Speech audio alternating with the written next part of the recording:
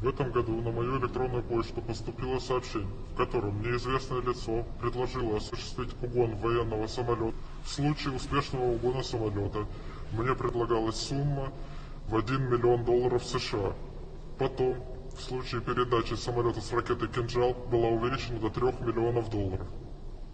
Также мне было предложено гражданство одной из западных стран. Связь со мной поддерживал некий Александр в различных иностранных мессенджерах. Мне присылали фото и видеоматериалы с изображением большой суммы наличных, которые подготовлены якобы для меня после угона. Угон самолета МИГ-31 планировался при полете над акваторией Черного моря. При расчете маршрута угона Александр предложил выполнить заход на аэродром Одесской области через воздушное пространство Румынии над городом Констанца. Кроме этого, Александр обещал смонтировать репортаж для СМИ, тем самым имитировав крушение моего самолета, якобы таким образом обеспечить меня надежной легендой прикрытия.